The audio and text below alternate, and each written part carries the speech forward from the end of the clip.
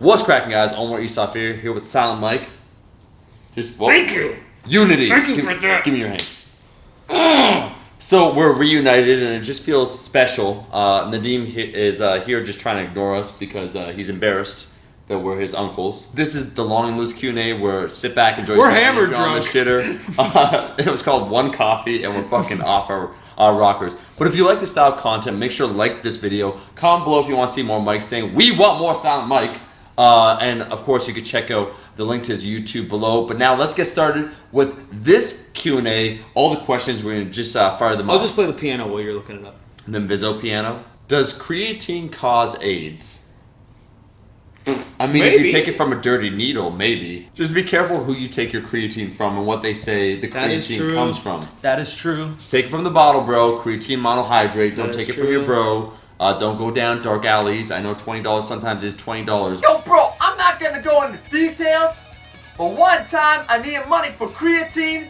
That's all I'm gonna say, actually. But you have to have some moral compass guiding you. See Mackenzie, Omar baby, hey baby.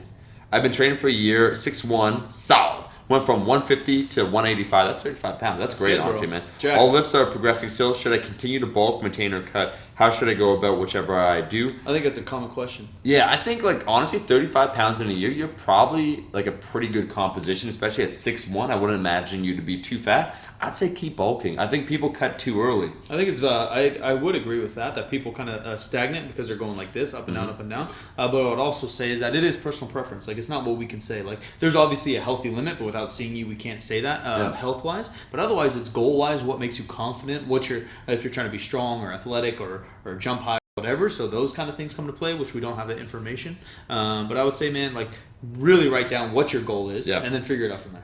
Dante, how do I build my calves? You don't care. No, I don't really care about calves. Yeah, hopefully my calves are okay. I don't know about that, man. Calves, are you okay? Are you okay, calves? Shimon. 509 Grizzly wants to know, I'm like 4 hours late for the Snapchat Q&A, but You're better right on late than time. never. I got so many questions. Do you meditate or do yoga and exercise in that kind of area for relaxation focus? I actually do meditate, but I just take downtime. You know, I like to play a lot of music. And what I mean, like, actually both listen to and play. I think you got to do things that essentially lead to enhanced parasympathetic recovery. So you got that. So you got that idea where you're like kind of wired when you're like training, you're lifting, you're talking, but you need some downtime. You need some you time. So however you do that for recovery, I think is crucial. I'm huge into downtime. People don't believe it because we're all loud and whatever, but I feel more of an introvert. I gain my energy from being alone and chilling. Omar knows. But like, massage is the time that I like to visualize and kind of meditate. I'll get massages. One, obviously the physical aspect, but the mental aspect of relaxation. And then two, similar things like Epsom salt baths. Or before I go to sleep, I'll take some time just to kind of visualize my life, or lifting in particular, or business, or whatever it is. I like a lot of visualization, and that's kind of my form of meditation. When will you guys be dropping that bench program you've been promising? No. So we are deadbeats in that Mike Bench 405, we worked collaboratively, ourselves and Bart Kwan. Bart also smashed, I think, a 40-pound bench PR. I think it's 391. Yeah, I think it's probably the best bench program we either have ran or have seen on the internet. It's coming. Stay tuned. It'll take a few days. We'll provide like a website to download it and just get it for free. So guys, just be patient for that bench program. It's going to be really, really good. We're just taking our time. We want to do things right. W. Pollard wants to know, how do I become a rascal professional toner? See, that's the thing. People don't understand professional toner, right? Most people want to be serious lifters. It's not easy. Yeah, everyone wants to be a serious lifter. Like, bro, be different. You know what I mean? It's not easy. So when I first told, my mom I wanted to be a professional toner, she laughed in my face. She didn't believe in your dreams. She told me to get out. Yeah. Where? Yeah. Out of the fucking house. Get out of the fucking house. Fucking out, little Elmer. She's Scottish. Get the fucking out. Her name's Willy Wonka. You were birthed by Willy Wonka? She said, get the fuck out. R.I.P. That's fucked up. Dude, Gene Wilder was a genius. Yeah, and I know like people were saying that Stir Crazy, the jail scene, is like pretty much my favorite comedic scene of all time. There you go. But no, I was going to say... Professional toning. Yeah, professional toning. People said there's no money in it. No one cares about it. It's just for girls toning. And I said, no, no, no, and no. I'm not going to listen to you. We're for equality in toning. Yeah, and so, I mean, now we're eking out a living. Barely. Toning? Yeah. Yeah. I mean, we live in a box. We're sleeping we're actually sleeping on the floor here, but it's better than sleeping on the streets. What are the all-time best lifts you've done? Squat, bench, and deadlift. So 500-pound squat, I'll just load these videos. 350 touch and go bench press, and deadlift was 585, all done in the gym at around 180 to 100, maybe 84 pounds body weight. Why did you eat at IHOP, Omar? It's the worst.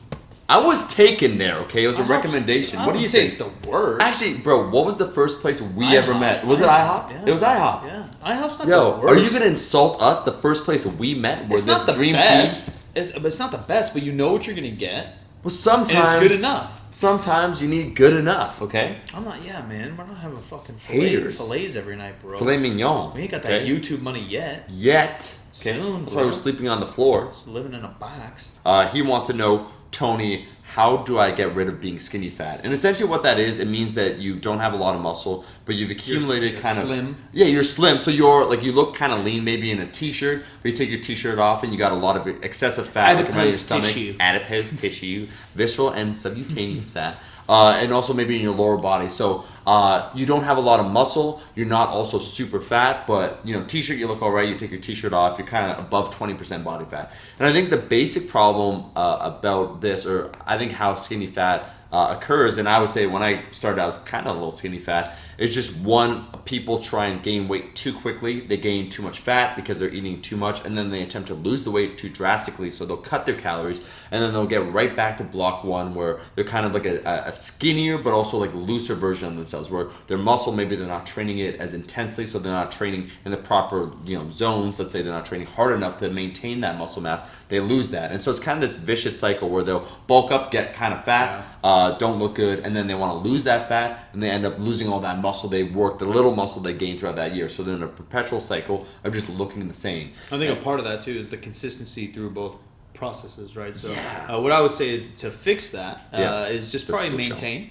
So start to track your food is a big thing, and having kind of a decent ratio. There's no perfect ratio, but of carbs, fat, and protein. That alone will kind of make you look better sometimes, just maintaining at that. And then it's time to train your face off for years. I mean, there's no secrets. There's nothing to it but to do it. And it's just about training, overloading those muscles, stimulating those muscles, and then kind of, like I said, tracking your food at maintenance is probably the best way to kind of even that out. Yeah, and I'd say my number one tip would actually be to extend both of the phases. So when you're bulking, being that lean mass phase, being a slight caloric surplus, you want to gain like maybe 1 to 2 pounds a month. So in a year, it's like 20 pounds. And you want to take a slow process with that. That'll allow you to accumulate more muscle, stay leaner. We talk about being leaner, more favorable nutrient partitioning, which means that whatever you eat, it goes more towards building muscle than fat, the leaner you are. So you want to do that. And then also when it comes time to cut, just, reduce your calories slowly over time. Don't slash them in half. And you do this process enough times, and basically the net sum is that you're gaining a little bit of muscle, losing a little bit of fat. Over a period of 2 to 3 years, you'll look a lot better. So don't rush things. I know we wanted our physique yesterday. We're all still not happy with our current physique, which is why we still want to, improve ourselves. But it's a process. So you got to enjoy the process. Take your time. Yeah, that's it. Emilio, would you shave your booty for your lady? Mike, that's a question for you. Would you shave your booty for your lady? I guess ask wax. her. Yeah, I'll wax. Ask her. I'll wax. Somebody hypothetically said that they would do it on their balls. Nadeem, is this true? How hairy are the balls, though? Not too hairy, but it's a nuisance shaving down there because I've clipped myself a few times. You trim yourself down there?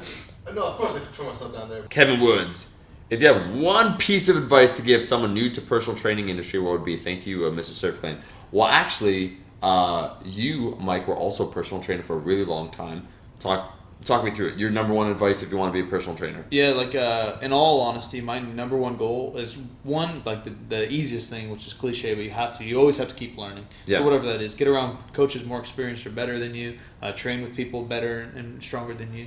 But something that I did that I was pretty adamant about, and a goal in my head was I'm going to work with as many people as I can. Yeah. One, obviously the money benefit because that's your job. Yep. But two, I knew by working with the most amount of people, I'd have the most amount of experience with a variety of people. So people 70 to 75 years old, soccer moms 30 to 45 years old, guys in their 30s that got out of shape but used to play football, let alone top athletes in high school and college. So that was kind of my goal. So then now I'm confident anybody walks through the door, any kind of athlete, any kind of goal that that I can at least help them. I'm not the best trainer in the world, but I've had this amount of experience and I've worked with enough people that I can help those. Yeah. And then even to this day, I've been coach, trainer for 8 years. I'm still trying to always learn. When is Robert De Niro going to recognize you as his long lost son? What's going on with that? Okay, give me your best. Hey, Robert De Niro. Hey. That wasn't that good. I got nipples, Faka. Can you milk me? What did you guys think of that impression? Comment below. Just rate it out of 10. Well, guys, that is the video. I hope you enjoyed this Q&A. Once again, if you want to see more of Silent Mike on this channel, The Dream Team, make sure to like the damn video. Leave a comment below what type of content you want to see. And I'll be seeing all you guys, my rascals, in that next video. Peace. That was the worst throw ever.